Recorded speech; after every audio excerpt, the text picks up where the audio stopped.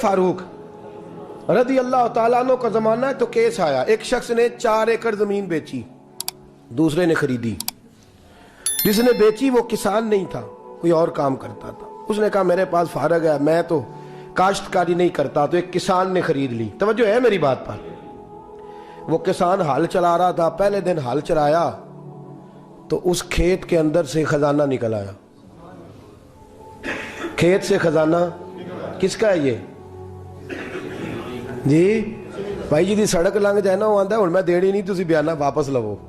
اب تو سڑک گزر گئی ہے، مجھے تو پتہ ہی اب چلا ہے کہ یہاں ہاؤسنگ سوسائٹی آنے والی، میں تو نہیں دیتا ہی، رکھ لیں آپ۔ کیا نکل آیا؟ ہیرے جواہرات چاندی لال نکل آئے۔ اب اٹھا کے نا وہ شخص نکلا ہے، وہ رکھ لیتا، سنبھال لیتا، کیا ضرورت تھی؟ ویسے بھی لوگ تو پیسے بتاتے ہی نہیں کتنے۔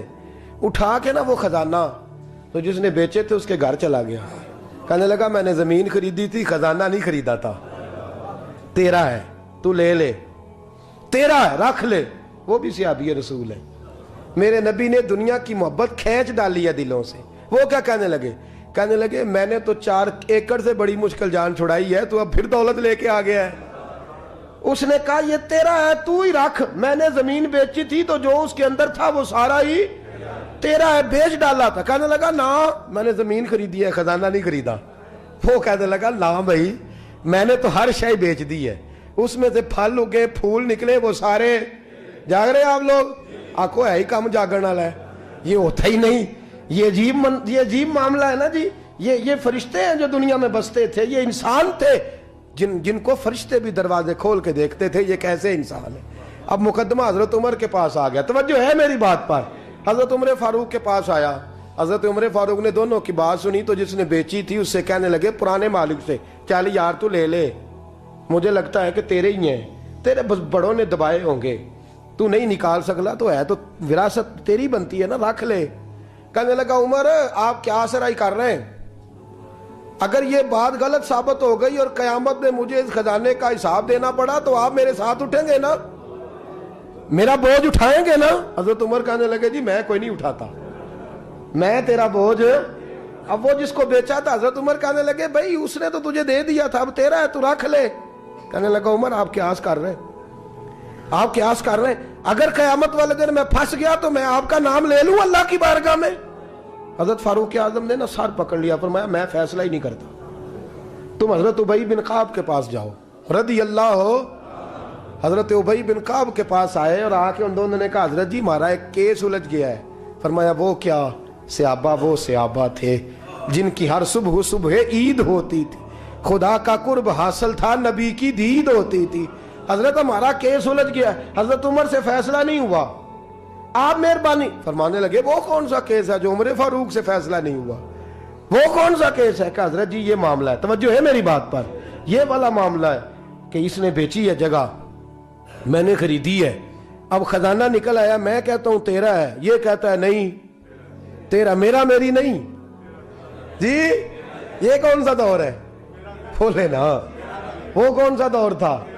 خیر الناس من ینفع الناس، لوگوں میں بہتر وہ جو لوگوں کے لیے نفع بخش۔ یہ کہتا ہے خزانہ تیرا ہے، میں کہتا ہوں نہیں، تو کون سا دور ہو گیا؟ تیرا تیری کا۔ حضرت سیدنا ابی بن کعب رضی اللہ تعالیٰ عنہ نے سر جھکا لیا، کہنے لگے میں فیصلہ کیا کروں، میں بہت بڑا قاضی ہوں پر یہاں میں بھی الجھ گیا ہوں۔ اب فیصلہ سنو، خوبصورت فیصلہ۔ حضرت ابی بن کعب اس سے پوچھتے ہیں بیچنے والے سے تیرے بچے کتنے ہیں؟ کہنے لگا جوان بیٹا ہے۔ خریدنے والے سے کہتے ہیں تیرے کتنے بچے ہیں؟ اس نے کہا جوان بیٹی ہے۔ کہنے لگا میں ان دونوں کا نکاح کر کے سارا سامان انہیں جہیز میں دے دیتا ہوں، ان کا نکاح کر کے سارا کچھ انہیں جہیز میں دے دیتا ہوں، تیرے گھر بھی آ جائے گا، تیرے گھر بھی۔ یہ فیصلہ سیدنا ابی بن کعب رضی اللہ تعالیٰ عنہ نے دیا۔ لوگ رو رہے تھے، کہہ رہے تھے کیا بات ہے اس فیصلے کی، کیا بات۔ ایک نوجوان تھا مینا کے بازار میں، دوڑا جا رہا ہے، ایک بابا جی اس کو ملے، بزرگ، تو ان بزرگوں کے اس نے، توجہ ہے میری بات پر آپ، ان بزرگوں کی تھیلی اس نے اشرفیوں والی چھین لی، چھین کے دوڑ گیا، کافی آگے چلا گیا تو گر گیا، جب گرا تو نظر آنا بند ہو گیا۔ اللہ گاؤ اللہ کے ولی کی بے ادبی ہوئی ہے اس لیے نظر آنا بند ہو گیا، بے ادبی ہو گئی، بڑا پریشان ہوا، سخت آزمائش کا شکار، کیا کروں کدھر جاؤں۔ جب بڑی सख्त तकलीफ के अंदर वो गिरफ्तार हुआ तो लोगों से कहने लगा मेहरबानी करो मुझे बाबा जी से माफ़ी ले दो। गिरा जो उनकी निगाह से वो संभल नहीं सकता। अल्लाह वालों की बेअदबी अल्लाह को बड़ी नापसंद है। अल्लाह वालों की बेअदबी अल्लाह को बड़ी नापसंद है, इससे ज़रूर बचें। अल्लाह ताला हमें बचने की तौफीक अता फरमाए। पकड़ के बाबा जी के पास लाए, बाबा जी माफ़ कर दें, आपकी वजह से आंखें चलेंगी। बाबा जी कहने लगे नहीं मैंने तो बद्दुआ दी नहीं। तो वो कैसे? कहने लगे मेरे साथ जब कोई मुसलमान ज्यादती करता है तो मैं फ़ौरन ही माफ़ कर देता हूँ। कहा जी मेरे लिए दुआ कर दें। दुआ की, बाबा जी की आंखें ठीक, बाबा जी ने दुआ की, नौजवान की आंखें सही हो गई। लोग चले गए तो वो नौजवान करीब बैठ गया, कहने लगा बुजुर्गो आपने जो कहा मैंने मान लिया, पर एक बात मेरी समझ में नहीं आई। कहा वो क्या? कहा आप कहते हैं मेरे साथ कोई मुसलमान भी ज्यादती करता मैं फ़ौरन माफ़ कर देता हूँ। फ़ौरन तो माफ़ी दी जाती नहीं, दी जा सकती नहीं, थोड़ी देर तो बंदे के दिल को तकलीफ रहती है। आपने जो नहीं ना बात, लोग बारीकी में जाते हैं ना बहुत सारे। कहा जनाब बंदे के दिल में थोड़ी देर तो तकलीफ है, भाई कोई लड़ाई हो जाए तो कहते हैं अभी नहीं मैंने जाना, जरा बात ठंडी हो जाएगी तो फिर, अभी तो बड़ी चोटें लगी हैं, बड़ा मसला बना है। ये शौरी तौर पे लोग ऐसा करते हैं। कहा फौरन कैसे आपने माफ कर दिया?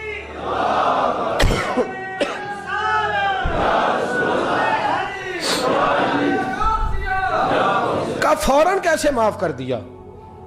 तो बाबा जी कहने लगे मुझे अपने नबी से प्यार ही बड़ा है सल्लल्लाहु अलैहि, हम इश्क के बंदे हैं, क्यों बात बढ़ाई है, मोहब्बत बड़ी है रसूल रहमत से, पर मैं क्या बात है। बाबा जी कहने लगे मैंने हुजूर की एक हदीस पढ़ ली है, अब जो मुसलमान भी ज्यादती करता है मैं फौरन माफ कर देता हूँ। कहा वो क्या हदीस? सुने मेरे दोस्तों, और बुजुर्गों की सोच देखें कहाँ तक जाती है। और बुजुर्ग कहने लगे अल्लाह के रसूल सल्लल्लाहु अलैहि वसल्लम ने फरमाया है कि जब तक मेरे सारे उम्मती जन्नत में नहीं जाएंगे मैं भी नहीं जाऊंगा, जब तक सारे नहीं जाएंगे मैं भी। तो बाबा जी कहने लगे देखना तेरा मेरा झगड़ा है, अगर ये झगड़ा हुजूर के पास जाएगा, अल्लाह की बारगाह में जाएगा, फिर इसका फैसला होगा, फिर ये मुकदमा लड़ेगा, फिर ये केस चलेगा, जब फैसला होगा तब तक मेरे रसूल पाक जन्नत में नहीं जाएंगे, बैठे रहेंगे।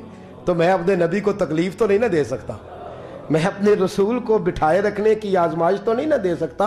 लिहाजा जो मुसलमान भी ज्यादती करते मैं फौरन ही माफ कर देता हूं, ताकि मेरे महबूब को कोई तकलीफ, मैं तेरे और अपने बारे में सोच नहीं रखता, मेरी सोच तो हर वक्त ज़ाते रिसालत पे लगी रहती है, मेरा ज़हन तो हर वक्त मेरे महबूब की तरफ लगा रहता है, हर वक्त मैं हुजूर के बारे में ही सोचता रहता हूँ। मिली सोच अपनाएं, कौमी सोच अपनाएं, जिंदगी में वो वाले काम करें जिससे कौम को नफा हासिल हो, मिल्लत का जिसमें फ़ायदा हो, कुछ ऐसा कर जाए ज़िंदगी में जिससे लोग नफ़ा उठाते रहे।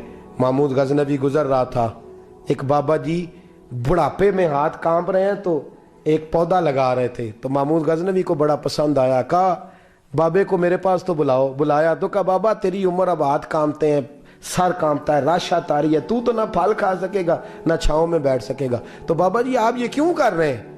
बाबा जी कहने लगे चलो मैं नहीं फल खाऊंगा, मेरे पोते तो खाएंगे ना।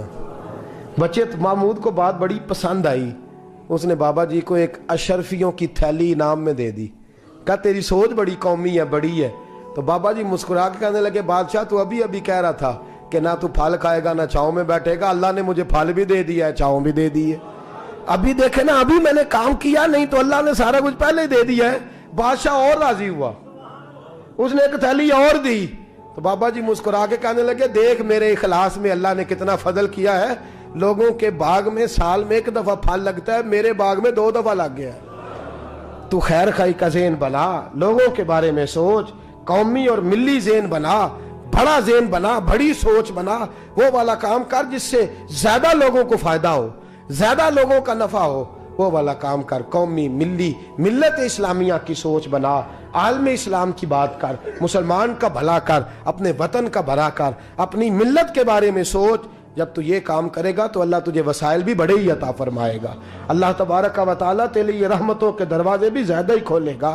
तो फरमाया जमीन में वो कायम रहेगा जो लोगों का भला करेगा, दूसरों के बारे में सोचेगा, वही दुनिया में जिंदा रहते हैं जो लोगों के लिए नफ़ा बख्श बन जाते हैं। जो ज़ात की बात करते हैं वो बड़ी जल्दी फना हो जाते हैं। दूसरों की बात कर, तू हमेशा रहेगा, तू बाकी रहेगा, तू कायम रहेगा, तू हमेशा सुबह क़यामत तक तेरा नाम जपा रहेगा। मेरे आला हज़रत फरमाते हैं बे निशानों का निशान मिटता नहीं, मिटते मिटते भी नाम हो ही जाएगा। हमेशा मिदहत खैरुल अनाम में गुजरे।